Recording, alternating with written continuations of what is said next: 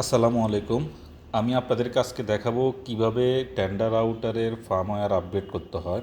তো টেন্ডার রাউটারের অনেকগুলো ভার্সন আছে।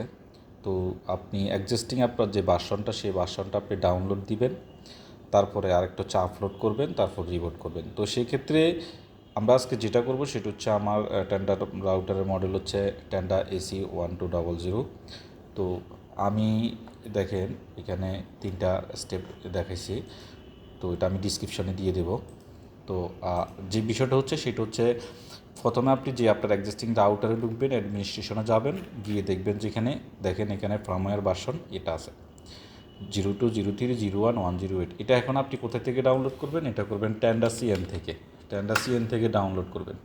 টেন্ডার সিএনে ঢুকবেন, ঢুকার পরে এখানে যেহেতু আপনি ফার্মওয়্যার আপডেট দিবেন, আপনি ফার্মওয়্যারটা সার্চ দিবেন। সার্চ দিলে আপনি অনেকগুলো ফার্মওয়্যার ভার্সন দেখতে পাবেন। এক্সিস্টিং আপনার যে ভার্সনটা দরকার আপনি সেই ভার্সনটা নেবেন। তো সেক্ষেত্রে আপনি এখানে যে এই ভার্সনটা আছে এই ভার্সনটা আপনি কপি করবেন, কপি করে এখানে পেস্ট করবেন।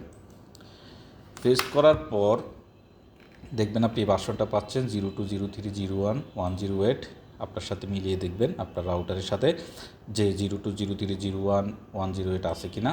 তারপর এখানে ক্লিক করবেন, ক্লিক করে ডাউনলোড দিবেন। ডাউনলোড দিলে হয়ে যাবে। আমার এক্সিস্টিং ডাউনলোড করা আছে, তো আমি ওখান থেকে আপলোড করব। তো ডাউনলোডের জন্য যেটা হচ্ছে আপনাকে আবার এই জিপ ফাইল একটা নামবে, এই জিপটাকে আনজিপ করবেন। এই আনজিপ থেকে এই যে এই বিআইএন ফাইলটা আপনারা আপলোড করবেন। তো আপলোড করতে হলে কি করতে হবে সেটা হচ্ছে আপনাকে আপনার এই রাউটারে ঢুকতে হবে। তো রাউটারে ঢুকে এখানে লোকাল আপগ্রেডে গিয়ে আপনি এটা আপলোড করবেন। তো আমি রাউটারে ঢুকি। তো আমি রাউটারে আসলাম। রাউটারে আসার পর এখানে আপনি অ্যাডমিনিস্ট্রেশনে যাবেন। অ্যাডমিনিস্ট্রেশনে গিয়ে আপনি লোকাল আপগ্রেড, যেহেতু আমরা অফলাইনে করতেছি, লোকাল আপগ্রেডে ক্লিক করবেন।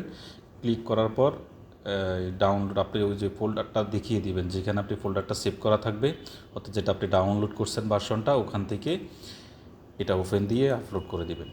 এখন আপনাকে আপগ্রেড করবেন কিনা সেটা কোশ্চেন করবে, আপনি অবশ্যই ওকে দিবেন। ওকে দেওয়ার পর সেটা আপগ্রেড হয়ে যাবে। এটা আপগ্রেডিং প্রসেস হবে। আপগ্রেডিং প্রসেস হওয়ার পর তারপর রিবোট হবে। তো আপনারা ওই সময়টার মধ্যে রাউটার অফ করবেন না। ধন্যবাদ আমাদের সাথে থাকার জন্য। যদি আমার ভিডিও ভালো লাগে অবশ্যই সাবস্ক্রাইব করবেন এবং লাইক এবং কমেন্ট করে আমার সাথে থাকবেন। ধন্যবাদ।